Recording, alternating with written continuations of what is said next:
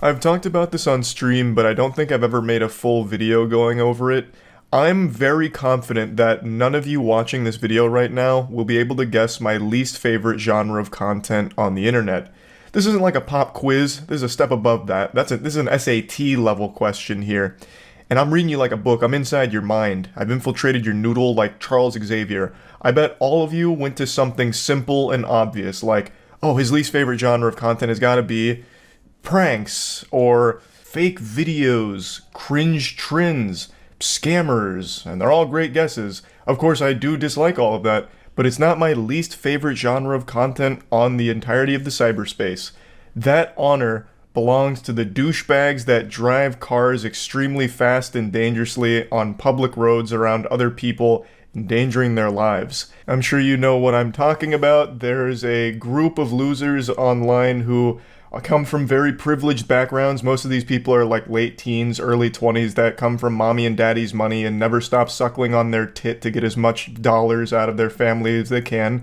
So these trust fund kids have these expensive cars and they flex by just driving them fast on like the interstate or even residential roads, and they just disregard every other vehicle on the road, weave around them, blow by them, whatever. Just caution to the wind, and obviously it's extremely dangerous, but it's also extremely boring. They're not doing anything impressive. They're not like fucking Dominic Toretto ramping a muscle car off of a parked tow truck like it's something out of GTA 5. They are actual just goobers, not even on manual transmission 9 times out of 10, just going around innocent people and going by them extremely fast. It's fucking stupid. It is legitimately like watching static on a television screen. It's just mind-numbing. So it's not only dangerous, but it's for literally no entertainment value at all. I guess for them it's like an adrenaline rush because they could die at any moment, because obviously they can at those speeds. But the reason I'm talking about this is because one of these assholes actually just went viral, and he's been getting dunked on ever since. And I've actually been following his Twitter since he popped off because I wanted to see what else he does, and this is his whole personality. All he does is drive his mom's BMW fast and recklessly.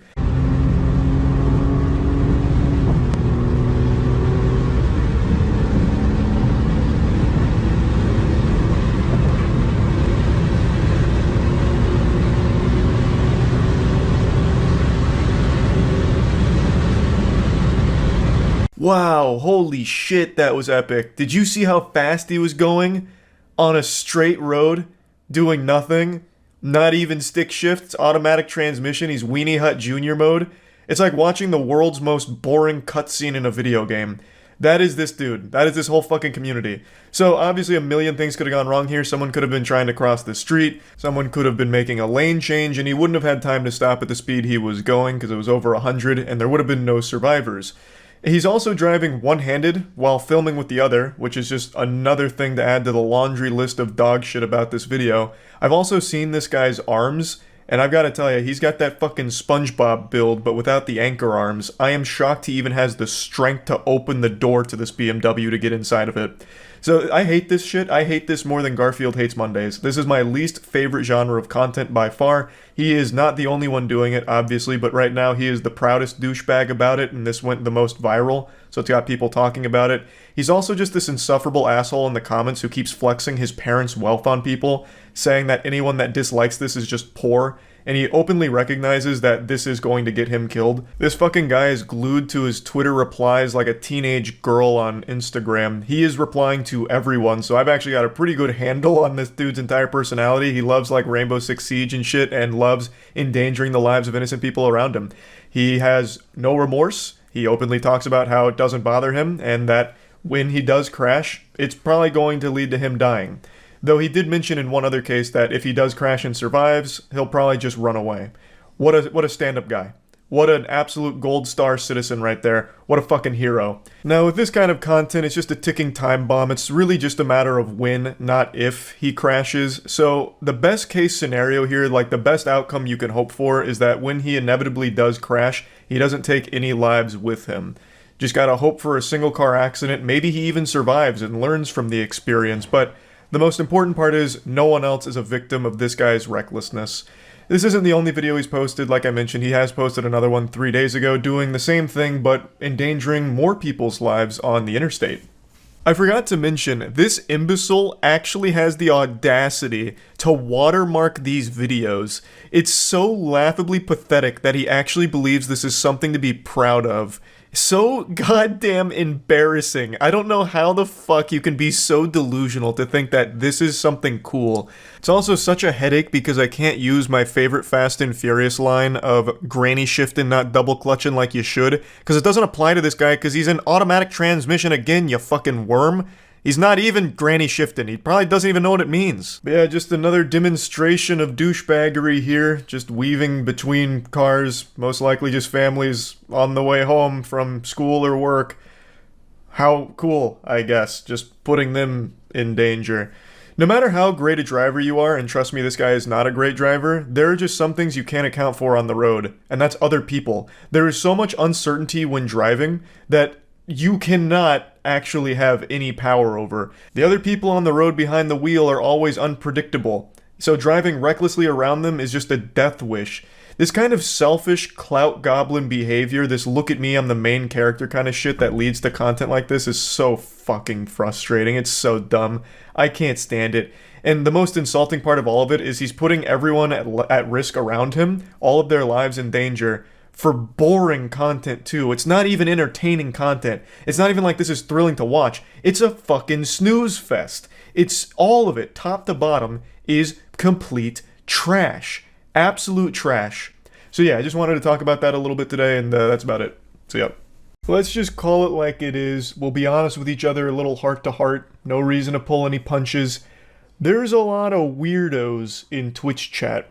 I might even be talking about you specifically. Maybe you're one of the goofballs I'm referring to.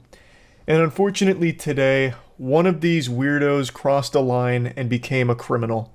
A streamer by the name of Just Foxy had her car lit on fire by an arsonist who was a stalker of hers from Twitch chat.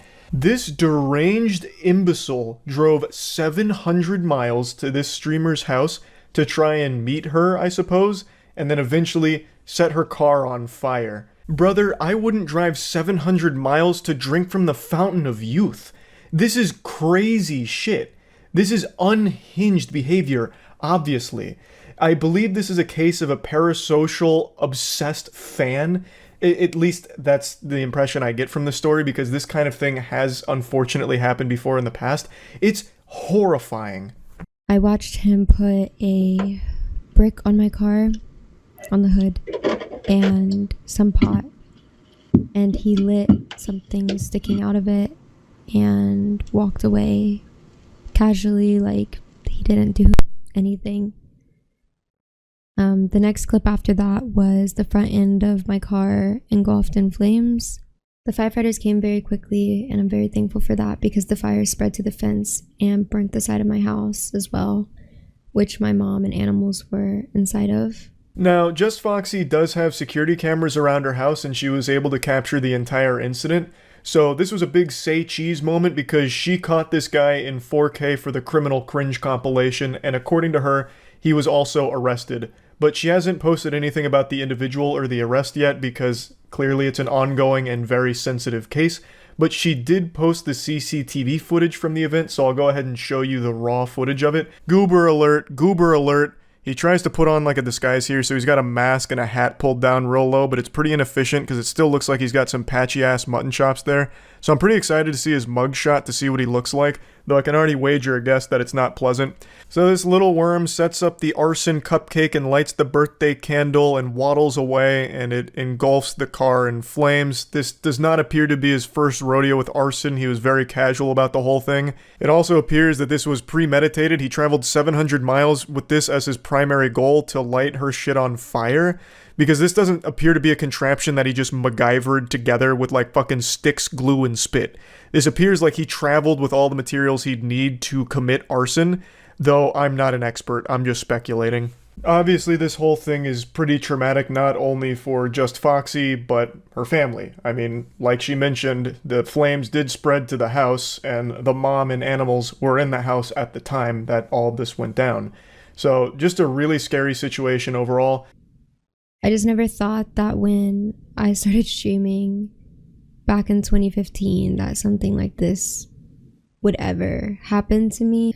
It is super sad. It is something that most people aren't going to think about when they start streaming, because I imagine most people, myself included, go into a stream assuming that everyone that's watching them is just there to be entertained and nothing further. Everyone's, mentally stable. There's not going to be any kind of fishy business or anything weird afoot. But unfortunately, it's just becoming more and more common for viewers to form this parasocial relationship with the content and the creators that they enjoy watching. And I think that plays a large part into a situation like this, where that parasocial relationship becomes an obsession. And then it becomes a stalker. And then it becomes this. And it's fucking scary. By no means is it just Foxy's fault. Unfortunately, this has happened a couple of times in the past. Like Amaranth, a little while back, had a stalker in a similar situation where the stalker drove fucking, tons of miles to her house and lit her trash on fire to try and burn down her house. Literally just like fucking cremate the place she lives. Somehow that would work in his favor so they could live happily ever after or some shit. It's deranged. It's scary. Amaranth also had another stalker that sold all of his worldly possessions on the other side of the world, literally gave away all of his corporeal belongings so that way he could move closer to Amaranth so he could stalk her more efficiently. It's fucking scary. There are people like that, unfortunately, on Twitch, and I feel like a lot of people outside of the streaming space don't really understand that. So I want to tackle a couple of conspiracies that have sprouted up from this whole situation because somehow Twitter brain rot found a new way of shocking me with the stupidity. There were a lot of people claiming that this is all baloney. This is a bunch of nonsense mumbo jumbo. She's faking everything. There are people just outright denying that the CCTV footage was even real. They were literally covering their eyes and plugging their ears, like acting as though the CCTV footage doesn't exist of the guy literally burning her car down. So I don't even know where to start. You are too far gone if you think that this is somehow CGI or deep-faked. That's ridiculous. And then the next big conspiracy theory is that it's all an insurance scam from Just Foxy, which is a crazy take. Because for the insurance scam to have worked here, she would have shot herself in the foot by filming it, because now there is a person there. There is a person in the footage, and that person has been arrested, according to Just Foxy. And if this was all an insurance scam, that guy would squeal. He would absolutely be like, she paid me to do it, this is all just an insurance scam. Like, everything would crumble. It would be a terrible insurance scam idea to film your own insurance scam, which is why insurance scammers usually don't want the video evidence. Like, that's usually what unwinds and untangles a scam like that. So that would be a crazy plot twist if somehow this was all an insurance scam, because there would be so many things wrong with that theory. And then the other thing I keep seeing from people, which absolutely shows me the majority of the internet is actually 9 years old now, is them saying like, why does she care? She's got insurance. She'll just get the car right back, or, things like that. What do you mean? Does insurance also cover the trauma of having a complete stranger go and set your shit on fire in the middle of the night and nearly kill your mom and dog as well? Like, what are you talking about? Even if insurance does cover the cost of the car, that doesn't take away the entire situation. That doesn't just erase the memories like a neuralizer from Men in Black. Like, that doesn't solve the situation. What the fuck? Like, you'd probably cry if somebody, like, came over and took a fucking Cheeto out of your bag of Cheetos that you're eating right now. Like, it doesn't make any sense to try and write off this whole situation. Like, who cares? Insurance is there for a reason. It's so fucking stupid. People are so desperate for everything to be an argument, or so desperate to feel special and intelligent, like I'm the only galaxy brain that was big enough to piece together the real puzzle behind the scenes. This is not a clear-cut case of arson like everyone seems to think. It goes much deeper than that. And then vomiting out the dumbest fucking ideas ever. It's just infuriating because on the video she posted about it, the comment section is an absolute mess. Pyrocynical made a video about this just recently, and he pointed out a lot of the comments, so I went to check, and there's even more now. Like, the video is heavily disliked with her just sharing her experience with this very awful event that happened to her, and there's so many people just saying she deserved it for being on Twitch, or it's all just a lie, it's ridiculous, you won't fool me. It's so fucking dumb. There is no such thing as innocent until proven guilty here. I don't think she's guilty of some kind of conspiratorial giant insurance scam. That would be nuts. All of it just is so ridiculous. I don't know how we got to this point where everyone wants to make everything a problem. Like, no, we can't agree that your car being set on fire and your house almost burning down is a bad thing. In fact, here's why it's a good thing and you deserved it. Like, what the fuck?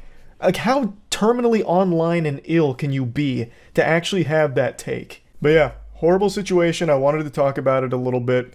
This apparently happened like a week or so ago, and she just now released the information about it because she's been dealing with the aftermath of the situation. So I'm excited to see more details from the arrest because I really want to see the guy's mugshot. I'm very excited for that. And yeah, that's really about it. Terrible shit all around, and that's it. So yeah.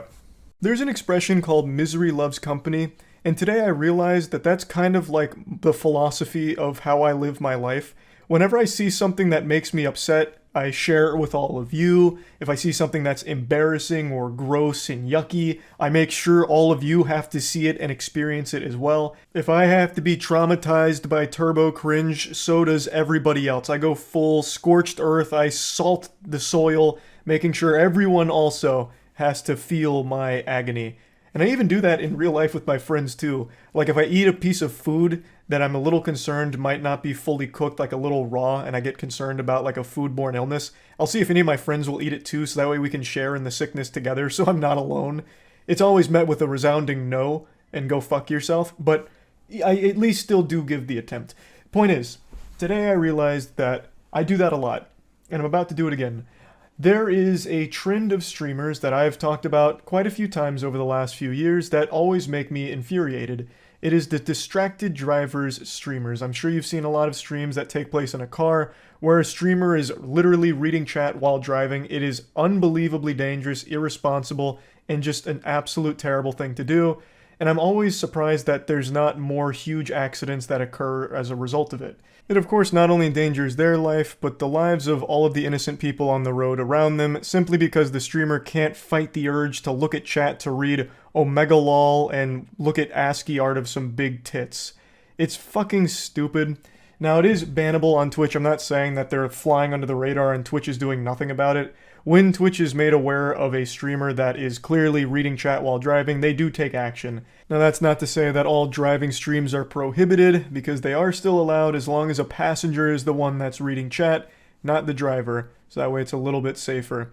But unfortunately, about once a month, there's some little worms that pop out from the shadow that decide to do a driving stream because they're the main character of life, they're the fucking protagonist, and everyone else on the road is just their props, so they'll hop in their car and just be reading chat the whole time from their phone, putting everyone around them at risk. And that brings us to my least favorite streamer on Twitch. I'm not going to say her name, but 3 days ago, she was streaming while driving, reading chat on her phone, and she ran over someone's dog. And I'm clearly not going to show you the actual running over the dog because it's very hard to watch and extremely hard to listen to because the animal is wailing in pain for like 45 seconds before the clip cuts off. It's fucking awful. Stuka, stukło przed chwilą. Kurwa, nie wiesz jak wtedy... Jezus, ile tu psów! Pewnie jakaś macieczkę. It's at that moment she runs over somebody's pet because she was too busy reading chat on her phone. She even mentioned that there were a lot of dogs around, and then still made the decision to constantly be reading fucking chat.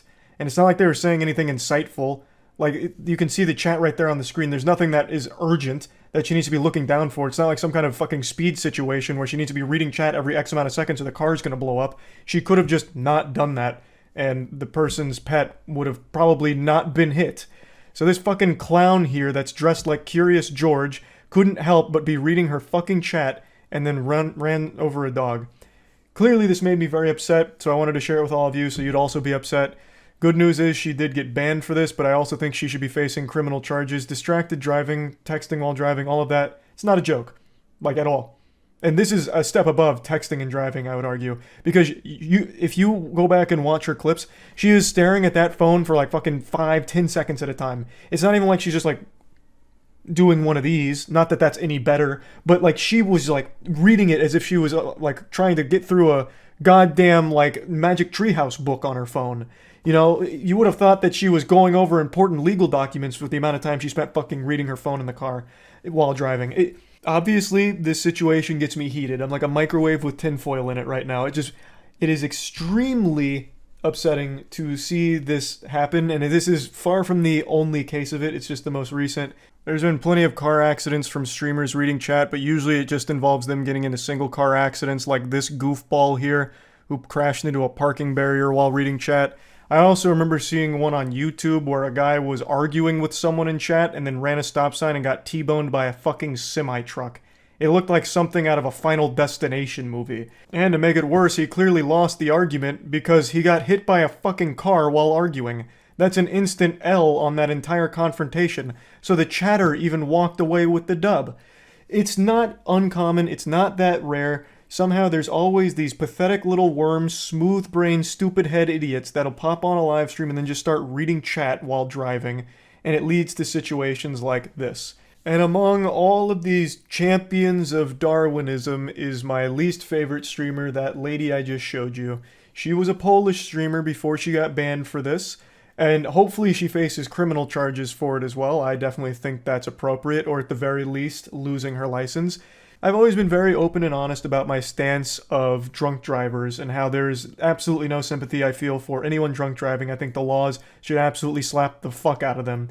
Drunk driving has no excuse, and I feel the same about distracted driving when it's as blatant as this. It's been translated what she was saying, and she said, according to this, "Jesus, how many dogs are here?"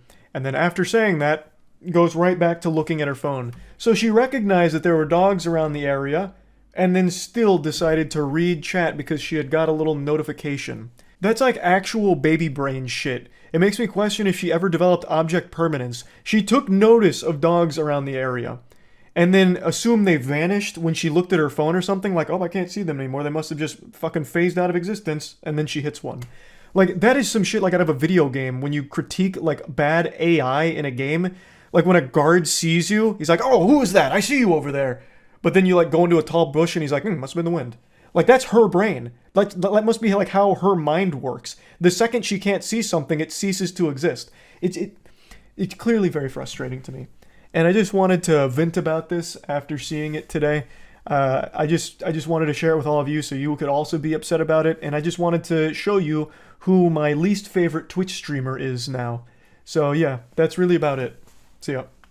There is an update to the Corey Harris case here, the Zoom court hearing where he was driving with a suspended license. The judge was stunned, even made this face right here, which is a really, really good face that he's making. It kind of reminds me of 007 characters, like the bad guys, when you like zoom in on their face after they get shot. So the story started with him going to the Zoom court hearing while driving. The judge is like, I might be misunderstanding something here. Someone help me out. Am I off my gourd right now? He's driving, and he has a suspended license. There's a suspended license case, and he is driving on the Zoom call, and he just goes, "Yep, that's correct, Your Honor." So then he ended up turning himself in. He was released 2 days later, like after spending 2 days in jail. Turns out his license suspension was rescinded 2 years ago. So he should have been able to drive, no problem. It shouldn't have been an issue at all. So that was the update to it. And then today, I saw this when we finished cryptid hunting. I saw that there was another update to this where apparently he never had a license, which I haven't really looked into yet. I'm going to learn together with everybody.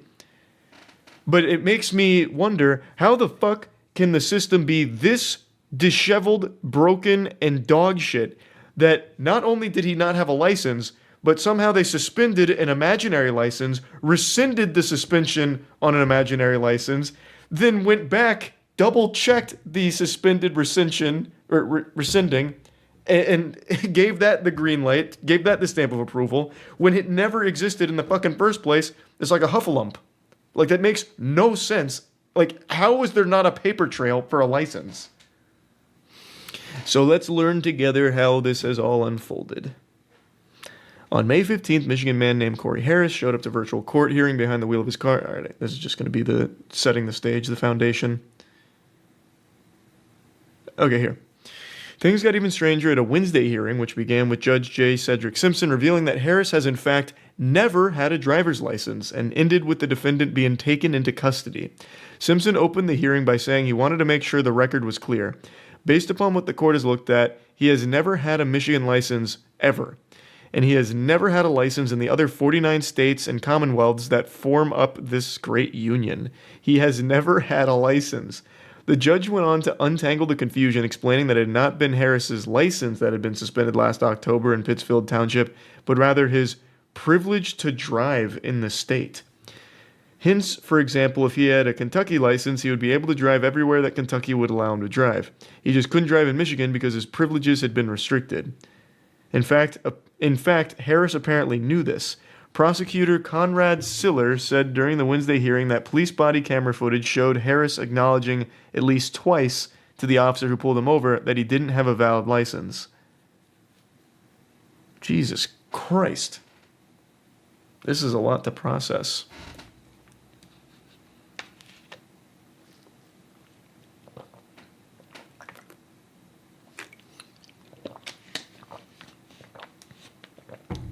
As to how the court figured it out, Simpson explained that his office had gone back through Harris's records, finding that he had applied for his first Michigan photo ID on May 3rd, 1999 at the age of 19. Counsel knows, and so do I, you cannot have both. Either you have an ID or you have a license. And he has religiously every year gotten a new ID, and so he knows that he doesn't have a license. And quite frankly, I just wish he would have said that at the beginning, and all this hoopla could have just been put all aside. Brother, Your Honor, Simpson just dropped a hoopla, a cold hoopla in court right there. What a fucking statement. This guy said, I've had enough of this. It's time to end it.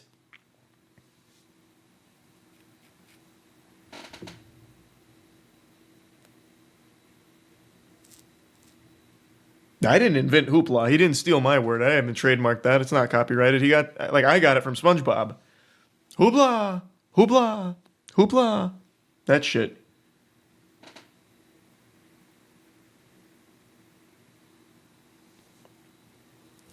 How did his lawyers not know that? Because it seems like Judge Simpson was really tired of the circus that followed this Zoom court meeting or hearing. And is like, oh, fuck it, I'll do it myself. We'll do it live. I can't trust anyone. If you want something done right, you got to do it yourself. So he went into the trenches, combed through all the paperwork manually, and got to the bottom of it. Like I said, anytime you deal with anything even tangentially related to the government, I have learned it is a fucking disaster. I don't know how the country functions in any semblance of the word with the people that are in these government positions. They do not.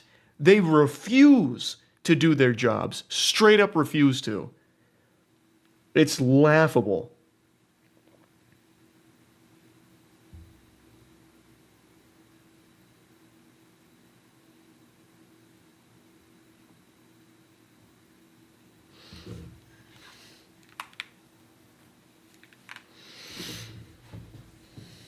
That's why I don't believe in government conspiracies. They're too incompetent. Hey, checkmate. That's a good point, actually. That is a really good point. They can't even figure out whether or not someone has a license, and they act based off of just imaginary dreams that they had about this license. Yet somehow they're going to have these grand conspiracies about fucking 5G towers rewriting your DNA and injecting COVID into your cockhole or whatever.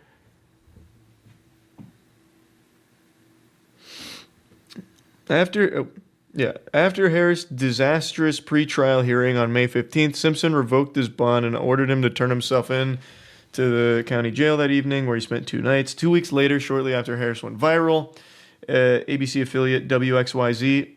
Man, I've actually never read that out loud. I usually just brush over that because I don't feel like saying it all. Man, that's super stupid. ABC affiliate WXYZ. It's trash. I hate that branding. Reported that his suspension, which was tied to a child support case, had actually been lifted by a judge in 2022. It has literally been pure hell. I've been assaulted, I've been followed, I've been laughed at, I've been ridiculed, I have been disrespected, Harris told of the situation. He's been assaulted? Jesus Christ. Like in jail, maybe? Have random people on the street just been accosting this man? That's terrible.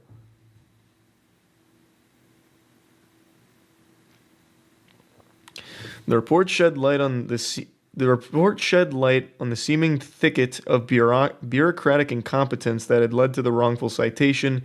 In order to see his driving record wiped clean, Harris was supposed to have paid a $125 fee to the Saginaw County Court Clerk's office, which would have allowed the court to send a notice of clearance to the Michigan Secretary of State's office, which oversees regulation of the state's motor vehicles.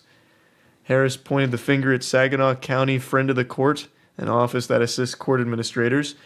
They're supposed to have lifted it 2 years ago, but they didn't always double check. Yeah, that's what he said, where like they just don't do what they're supposed to. So this is once again just kind of like a recap of like the previous update. Simpson defended his sister court on Wednesday, saying that the Saginaw County Friend of the Court had done nothing wrong. His driving privileges were unsuspended in 2022. That required Mr. Harris to do something. He didn't do it. Therefore, the Friend of the Court was under no obligation to send anything to the Secretary of State. Wait, but he never had a license. Like, this shouldn't have even... They had nothing to unsuspend. He never had a driver's license. Like, I need to look up driving privileges. Is there paperwork for driving privileges? Like, is that a totally separate filing? Because I feel like he's just making that shit up right now. Like, that's something my parents would have made up in order to get me to eat my vegetables or do chores or something. I've never heard of that.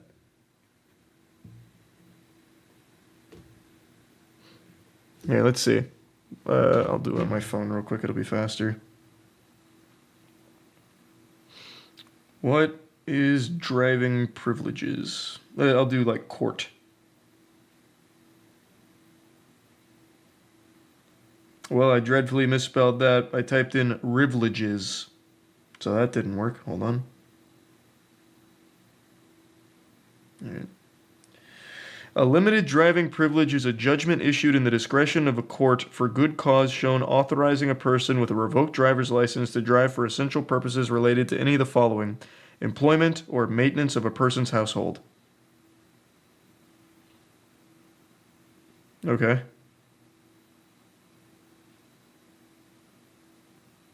Interesting.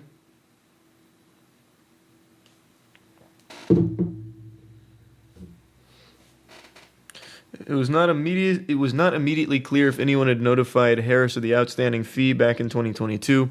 He paid it on Monday, a spokesperson for the Secretary of State previously confirmed, and Simpson said Wednesday that the Friend of the Court had immediately sent over the notice of clearance taking the suspension privileges off his driving record. The judge emphasized that no clerical error had been made either by his office, the Pittsfield Police, or Saginaw County authorities. It was a failure on the part of Mr. Harris to do certain things. It really wasn't, though. What? You guys also bear a lot of blame here. Like, this has been such a fucking convoluted series of, like, twists and turns and tubes to go through. It's not all on him. Driving privileges, driver's license, fucking... It's all over the place.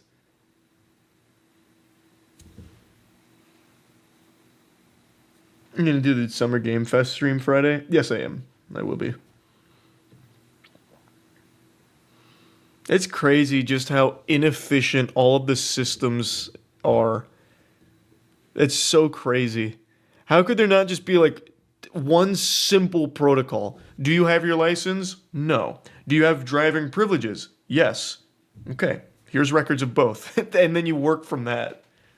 It should not be this convoluted. It can't be. Why is there 4 different bodies here that this goes through? The fucking Saginaw BFF of the court, the Secretary of State, the Pittsfield Police, and what was the other one? I forgot the other one. There's just so fucking many. It's just needlessly confusing.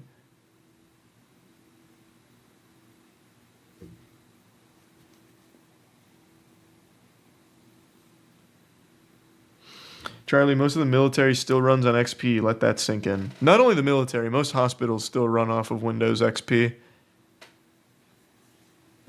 And they probably always will. Harris's attorney, public defender Dionne Webster Cox, who appeared alongside him in the WXYZ interview, said that she was committed to resolving the case and that Harris was in the process of procuring his license. She said he had his permit test scheduled for Thursday. Once he gets his permit, he's got to drive for at least 30 days. Apparently, he knows how to do that part. After cracking a smile. Other parts of the hearing were less jovial, particularly when Webster Cox stressed that it wasn't Harris's fault that he was now a meme. My client didn't start the hoop. Oh my God, they're dropping hoopla back and forth in here. It's a real Thunderdome. We got ourselves a clash of the Titans. Now the public defender's dropping hoopla. You can't just invoke the power of that word. It's like Voldemort's name. It's an ancient incantation. Perhaps he's made some comments, but he didn't start the hoopla whatsoever. That was someone that was outside of his control. Simpson seemed to take exception to this. You say it wasn't started by him. Oh, it certainly was. It was certainly when he made his first statement to WXYZ. The judge added that the person Harris needed to blame for the kerfuffle. This is so unserious. This one wasn't a quote, though, so this one's just from whoever wrote the article, dropping in a mean kerfuffle. It is actually a children's book here. These are Rick and Morty words. Was the person that was staring at him, the person that he was staring at in the mirror. He later added, just own it. Once you own it, then it becomes a whole lot easier just to move forward. What do you know about being a meme, Judge Simpson? Your Honor? What experience do you have there? The judge then brought up the fact that Harris had a warrant out for his arrest stemming from a separate traffic stop in Allen Park in June 2015 when he'd again been cited for driving without a license. Simpson acknowledged that he didn't know whether this had been mentioned to Harris after the pretrial hearing last month. I really don't care whether he was or not. All I know is that was back in mid-May, and it hasn't been taken care of. Simpson then had court officer escort Harris out of the room. Online records show that Harris has since posted bond in the case. Next court date for the traffic stop is August 13th, while the next hearing in this viral case is slated for August 7th. Mark your calendars, we got another summer blockbuster coming up for this case. I'm sure there's going to be another twist to it where it turns out that Harris is actually like a deep covert operative here. Something. Gonna get the CTU involved with Jack Bauer somehow.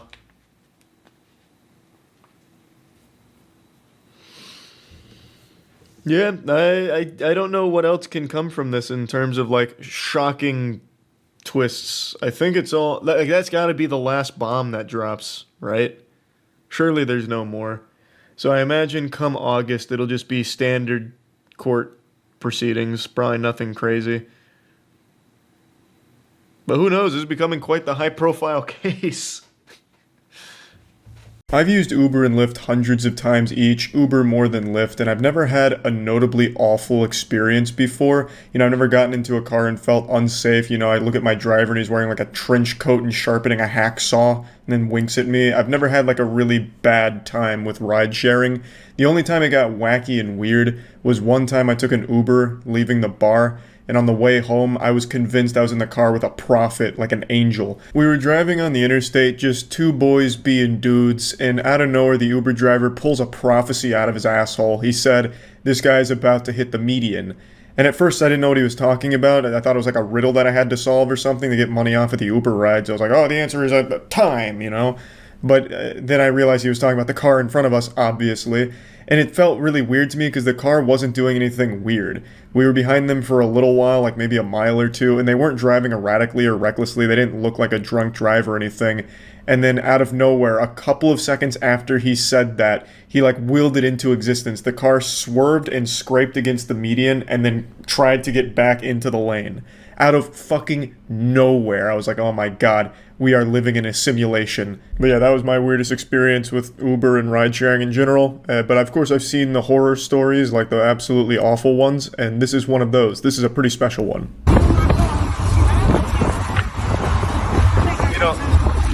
I'm just trying to ask you to go to speed limit is all. I'm saying I'm gonna go. Oh. Okay. Okay. Don't really know what's going on in her car here. She's created a little crime scene there. Like, stepping into this vehicle looks like you'd be stepping into your neighbor's shitty haunted house on Halloween. It's just really goofy looking. I don't get it. I guess it's supposed to be early Halloween decorations. She's got like a blow-up sex doll in the passenger seat. Or maybe it's there to like prevent her passengers from getting up front. Like, hey, you can't sit there. Clearly, this inflatable Mr. Krabs doll's taking that seat. So just get in the back, alright?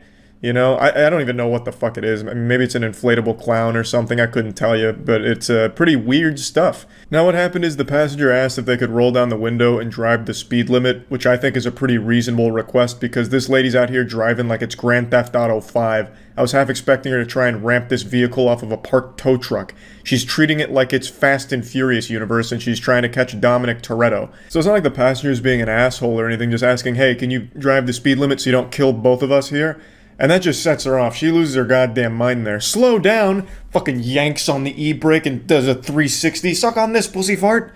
You can hear, like, this tire start screeching. She completely takes her eyes off the road, turns around and starts swiping at the camera like she's a kaiju, like Godzilla trying to knock over a building. And meanwhile, the passenger's laughing the entire time. The absolute fucking dick on this man, the fucking balls of pure adamantium to laugh through an experience like this is inspiring. They could have very easily died here. The driver went feral and totally forgot they were operating a vehicle. This could have ended up like the Billy Madison scene where O'Doyle Rules just fucking shoots their car off a cliff like a missile. And meanwhile, the whole time, the guy's just giggling about it. Alright. The car now. Well, you got Get out of my car now. Hey, you're gonna have to open that trunk. I'm not going anywhere until you open that trunk. Unironically, she starts squealing. Literally squealing. This is what a small dog sounds like when it's trying to intimidate a larger dog, but it's also very afraid as well. It actually sounds like somebody stepped on a toad. It is shocking that a human being can make this noise with their vocal cords. This is what it sounds like to smoke 15 packs a day. Alright. The car now. Well, you got Get out of my car now. Hey, you're gonna have to open that trunk. Sorry to hit you with the surprise instant replay on the Jumbotron. It's just I'm so impressed with her ability to hit this screeching note. This is the brown note.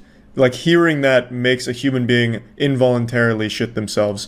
This is such an abhorrent sound. It's like someone's recorder broke, but they still desperately tried to play Hot Cross Buns on it. Get out. Get out. Get out. Nope. You're gonna have to get my bag out of your car. I just want my bag, man. That's all I want was my bag. Thank you. Thank you. Thank you. Thank you.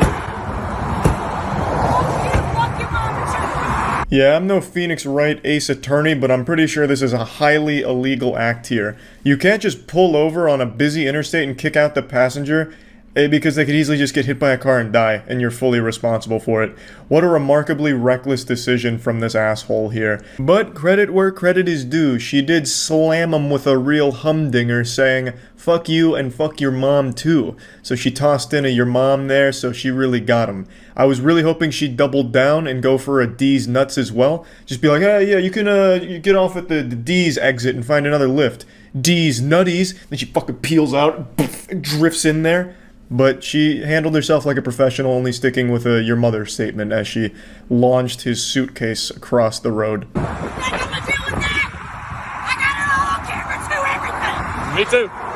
So she's running around barefoot like a hobbit, threatening an Uno reverse card, saying, well, I'm also filming everything, so that way we have two angles of how stupid I am and how reckless of a driver I am. I don't think there's any world or any multiverse out there where there's a single reality where what she was doing was justifiable. She was driving extremely fast and reckless. She turned around to swipe at the guy's phone while driving extremely fast. Tires screeching, and then pulling off to the side of the road to kick him out. Pretty hard to defend stuff, I'd say.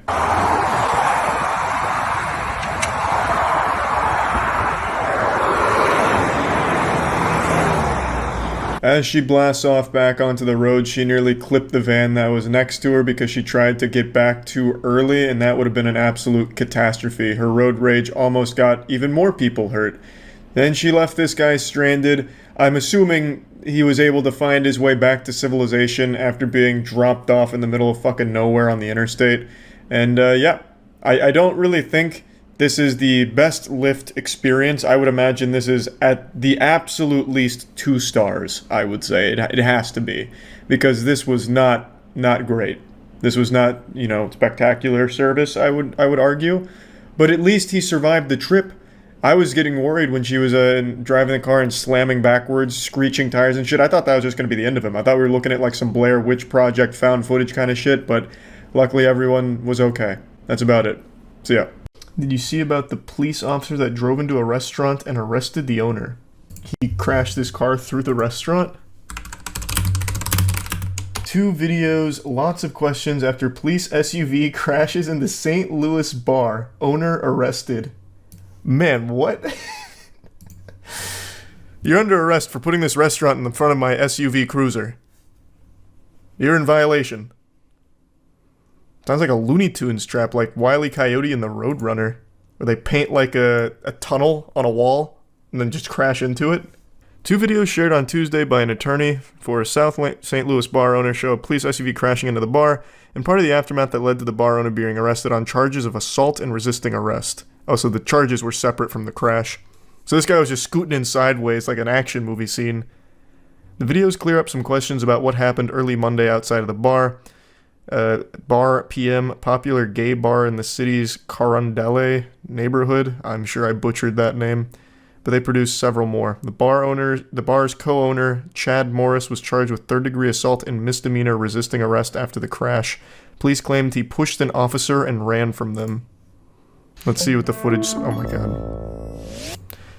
It is impossible to use the internet without an ad block these days, but I can't go on these websites with one on anymore.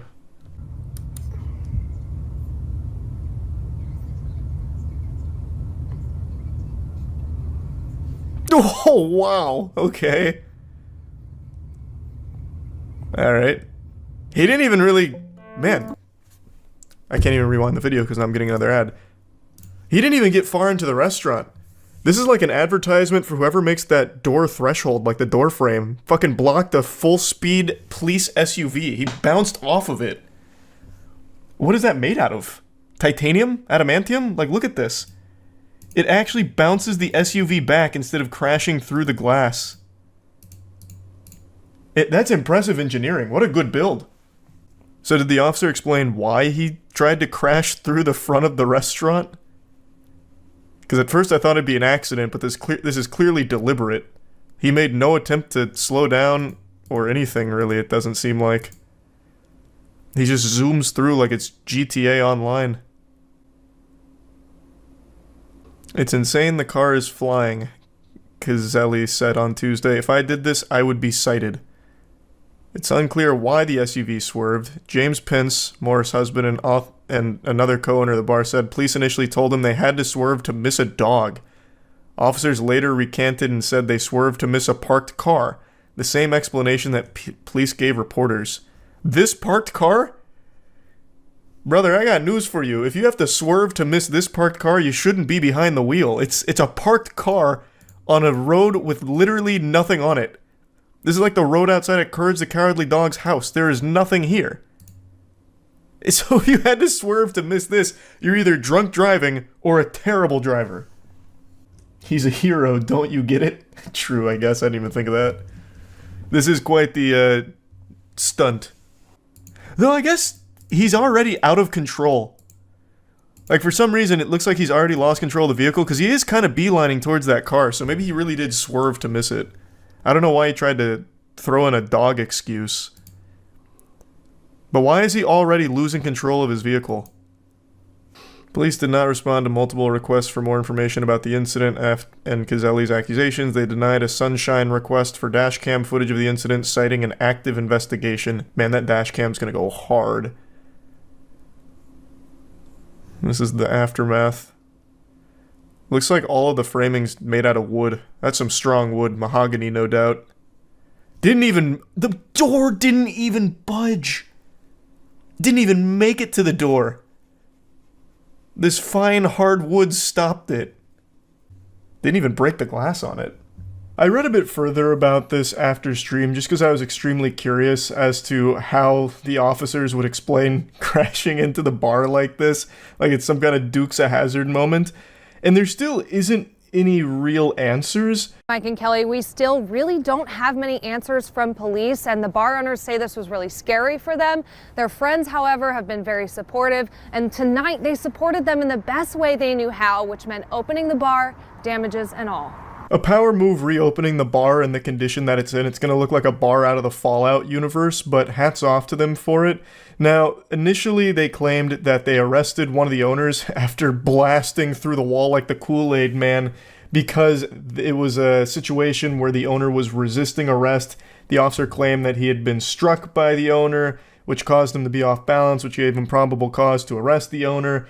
Surveillance video shows a St. Louis police vehicle crashing into the front of the bar. I was loud. I was very vocal.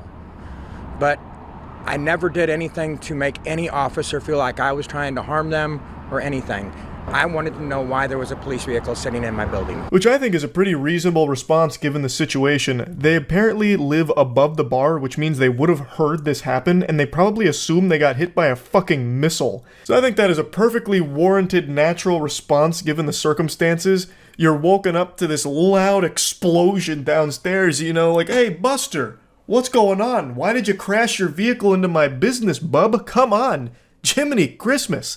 Like, you would have probably thought you got hit by a drone strike or something. And then you just see this SUV halfway through your business. Now, luckily they invested in some of the highest quality wood the fucking United States has ever seen, so it didn't get all the way through into the bar and like bust everything up. It was mainly just damage to the front. But even still, that's pretty scary and confusing, so it makes sense he would be loud. Pence was briefly detained by officers at the very tense scene, but Morris was arrested, charged with multiple felonies, including assaulting a police officer and held without bond. There's currently no evidence to confirm the officer's side of the story that he was assaulted by the owners or anything like that. And the charges that were brought against him initially have already been reduced, but the lawyer that's representing them isn't satisfied with just misdemeanor charges being on the table. He wants the whole thing dropped. He says this is a bunch of baloney. He says that they actually have a video that confirms that the police were the aggressors, and from a couple of the articles I read, they reference another video that doesn't show any type of physical confrontation between the owners and the officers. So if this video exists, it should help prove that the owners were not in the wrong in any way. The only thing that is confirmed is that the owners were yelling, which again I think is totally understandable, given an SUV just crashed into their building in the middle of the night, scaring the bejesus out of everybody. Yelling about your business being attacked by a police SUV out of nowhere like a jump scare is not grounds for an arrest. So the attorney on Twitter is saying that they have video to confirm there was never any physical confrontation. From some of the articles I've read, there's other videos that exist that also don't show any kind of like assault on the officer or anything like that. Now, if you want my theory here, I think the officer was extremely embarrassed with his awful driving and after hitting the building, immediately went into action movie mode. So the airbag deploys, blasts him in the face, maybe semi-concusses him, and then he's in a war zone in his brain at that point. So he pops open the door and does a combat rollout. He takes one knee, pistol drawn, he's got his service pistol out, analyzing the situation, and then all of a sudden the owners start yelling, and I think he was already in so deep that he felt like he needed to make an arrest or something. Like, that's what I think. I think it all stems from the shame of being such a dog shit driver that he ran into this fucking building. That's my theory. I don't think the owners assaulted the officer. I do think they were definitely yelling at him, which they had every right to do, but I don't think there was any actual assaulting of the officer here. But yeah, I just kind of wanted to cover this situation a little bit because that footage of the police SUV hitting like this mean drift into the building out of nowhere for no reason had me scratching my head wondering how everything's going to pan out from this point forward. That is probably the worst driver the police academy has ever put behind the wheel of a police vehicle, I've got to say. So yeah, just wanted to talk about this a little bit. That's really about it. Oh yeah, also, one more thing. Whoever built the front of that building really needs to capitalize off this situation and start saying like, hey, we were responsible for that super durable, super strong, indestructible build that blocked an SUV from getting through. Good morning, butterflies. It's me, your fairy godfather, Charles.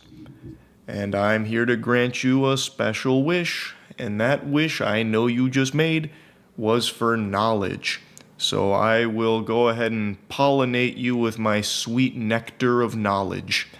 The situation I covered a couple days ago with the individual who was driving with a suspended license on a Zoom court hearing about his suspended license actually has some huge twists and turns here that not even the Game of Thrones showrunners could have figured out to subvert our expectations.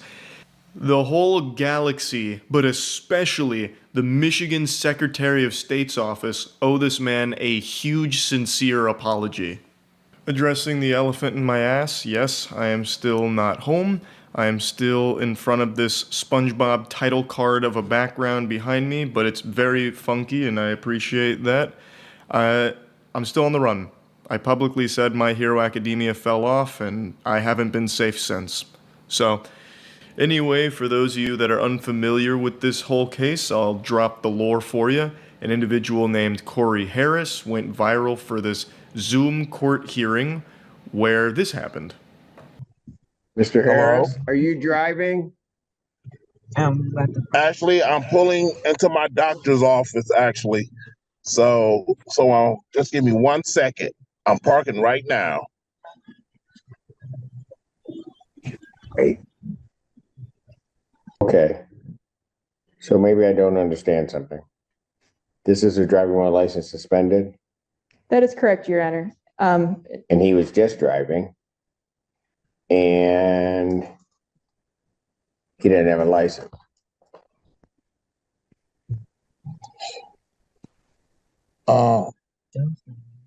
An iconic moment in legal history that will no doubt be studied by the best and brightest minds in the field for eons to come.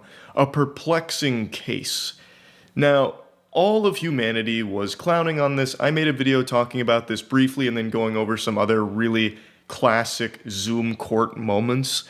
Because it's just so silly. Like, to go to the Zoom court hearing while driving with a suspended license, it's kind of a fucking power move, actually. Like, that's a statement right there. The only thing that could have made that any better is if he was puffing on a cigar while drifting around. I've really got this as like a cheesy action movie in my head right now where he's the main character.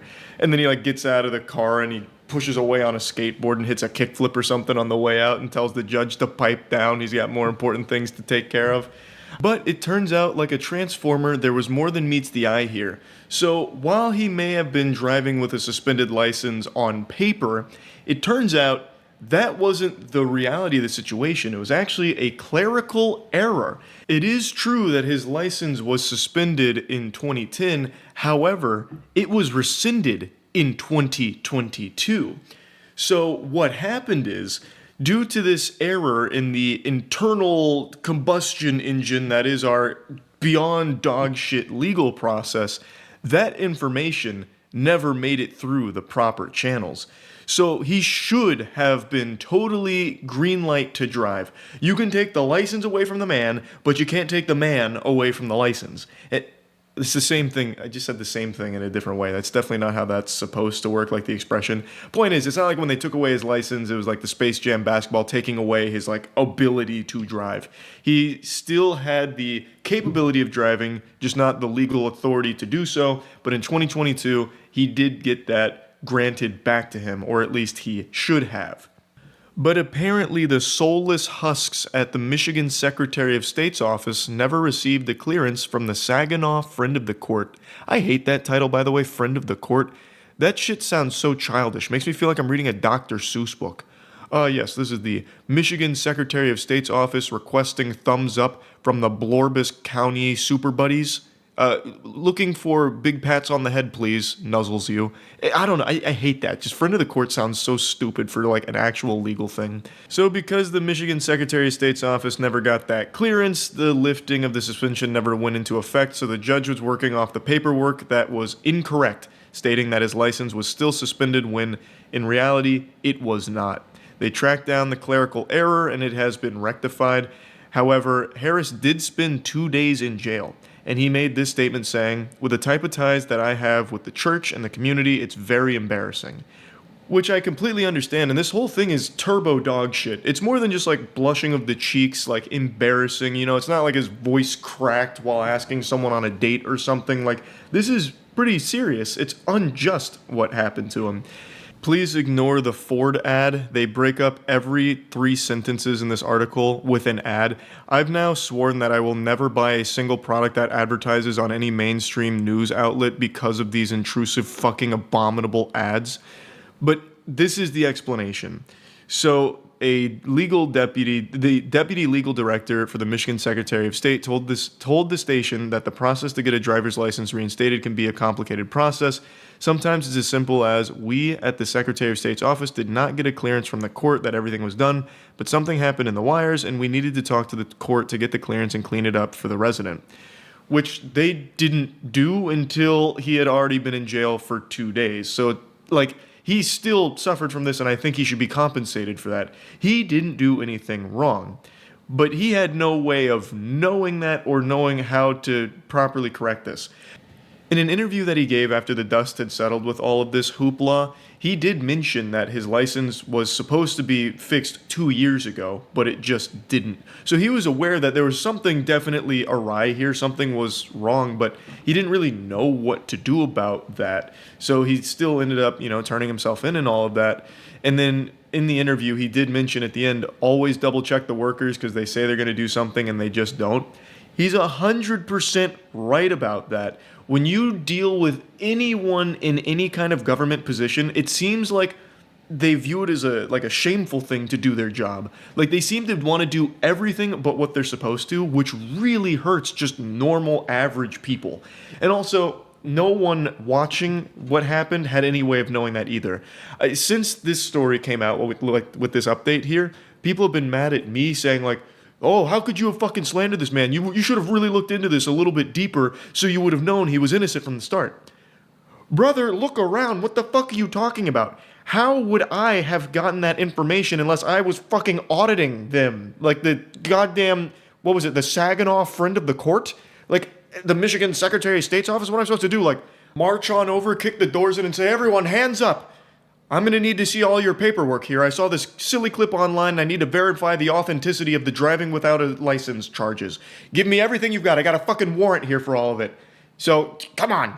Like, there's not an amount of research anyone could have done to find that information. They had to track down the clerical error on their side. There is nothing some fucking bumbling reptile brain idiot like me could possibly do to get that information because it is not available unless you literally worked there and investigated it. I do think some of the records with the suspension and then like the rescinding of it are publicly accessible documents you can have access to, but it's still not something that you as just like the average dick in hand Joe Schmo can do to connect the dots on why those wouldn't match up, like why this paperwork didn't make it through the whole process, what the hang up was. Like, that's not something that you can track from the outside, I don't believe. So I'm definitely sorry, and I'm super sorry that this happened to him in the first place, because again, he did nothing wrong. He was completely blameless for the driving with a suspended license charges here.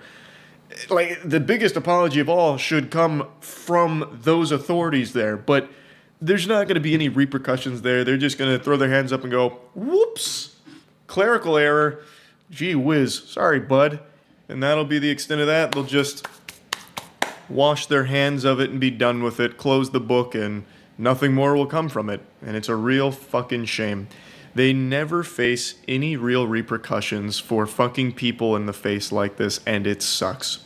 Maybe I'm wrong. Maybe something comes from this. Maybe there's some kind of internal change where this kind of thing won't happen as often in the future. Doubtful, but who knows. Anyway, though, I feel terrible for Mr. Harrison. What he went through here, he did not deserve it at all. That's about it. See ya. I've made it no secret that Miami is one of my least favorite places I've ever visited. I've been there about 3 times now, and every single time it's a nightmare. It's extremely expensive for anything. I remember going there for spring break in college, and a single beer was 18 clams. I will never forget that price because it had my eyes popping out of my skull like it was Looney Tunes. It was unbelievable. I also hate how crowded it is, so if you're trying to go 5 miles by car, you're better off just hopping on a fucking unicycle. You'll get there significantly faster. It takes like an hour to just go a handful of miles, and it's a cacophony of annoying noise because people are constantly like hitting their horn like they need that more than oxygen. So if you're in like the Miami Beach area, it just sounds like you're being skull-fucked by an air horn at all times. I have not had a good experience any of the times I've visited, but there is one thing Miami is very well known for that I'm very well aware of, and that's road rage.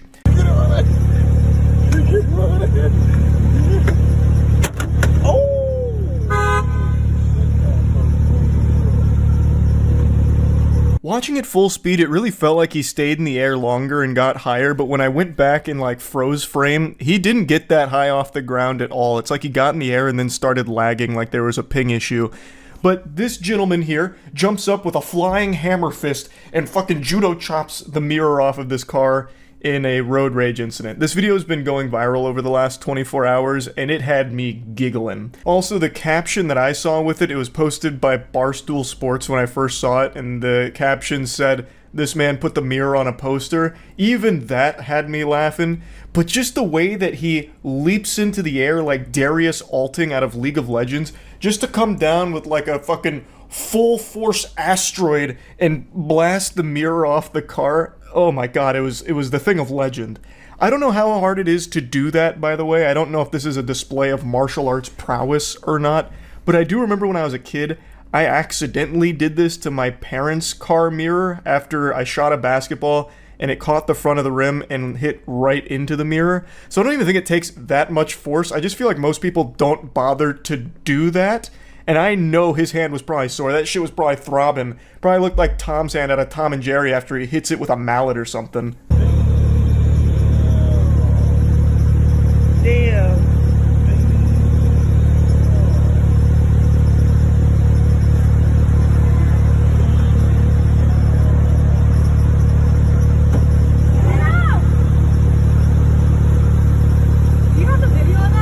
Don't worry, there is a video of it, and I also imagine the high-octane cocaine grandmaster Enter the Fist would also want a copy of that as well.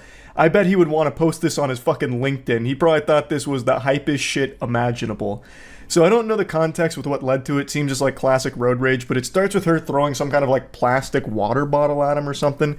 It looks like the squirt bottle from Space Jam or something with the secret stuff, and it misses, but it was still enough to trigger his super soldier programming, so he like NPC jogs over there and gets her with the fucking kablamo right on the car mirror, and then goes back to his vehicle and turns away.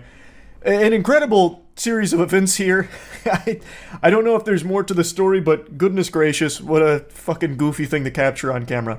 And speaking of goofy, since I used the word, Goof Juice, my Gamersupps flavor, available right now. Best flavor of anything ever made, I promise. Go to gamersupps.gg/moist to get some.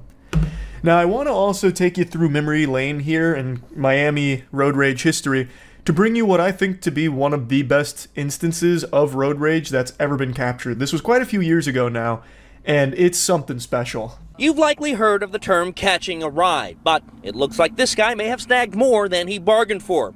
At speeds up at 70 miles an hour, he clinged to the hood of this black Mercedes with one hand while on his cell phone with the other.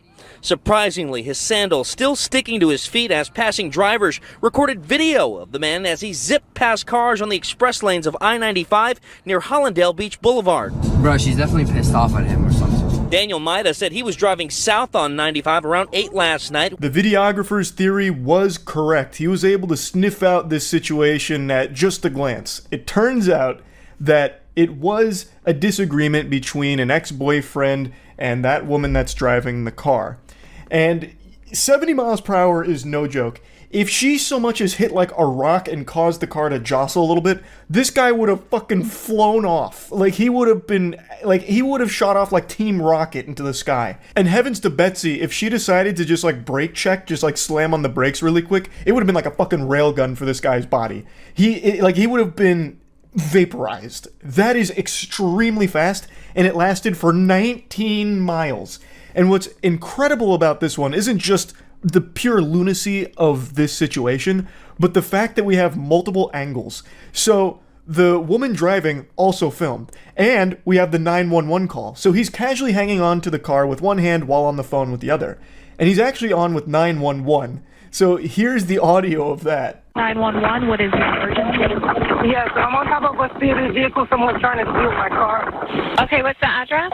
Address? Say what? I don't even know where I'm at. It really is quite the pickle to be in because they can't really triangulate that position. Like, he can't give them a location because it's changing so frequently. This is what the crazy scene looked like from inside the car. Get off of my car! Get off! It was shot by the driver, Patricia Isidore, and that's her ex-boyfriend. You can see him hanging onto the windshield wiper with one hand and his cell phone in the other hand. For 19 terrifying miles down busy I-95 South near Miami. Seeing the footage from inside of the vehicle is so interesting because he looks extremely calm. Like, he is just the Zen master here. 70 miles per hour for 19 grueling miles. That's a lot of distance to travel. Like, that's not a short time to be hanging on for dear life.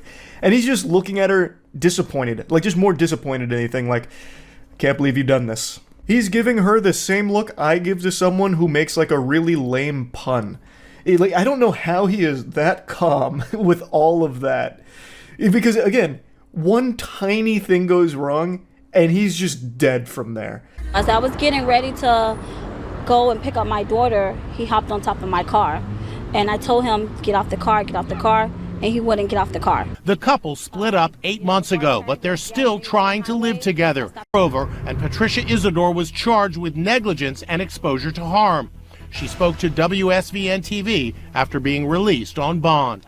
Did you ever think to yourself, you shouldn't be driving? No. I don't know why she wouldn't have thought about not driving with him on the hood of the car. It's also dangerous for her, too. Like, she can't really see the road all that well either. Like, this could have been fatal for both of them. And really, it seems to have started over something pretty small, a disagreement on who could use the car at that time. And she wanted to go pick up the daughter, and then he decided to jump on the hood, and then she said, fuck it, we'll do it live, and just took off, just started zooming with it with him on the hood. Like, that's just unhinged. Like, that's crazy. That is a Miami road rage incident that I don't think can ever really be topped. But I do really think that the leaping karate chop is up there for some of the best Miami road rage I've seen. So I definitely wanted to talk about both of these. That's really about it. See ya.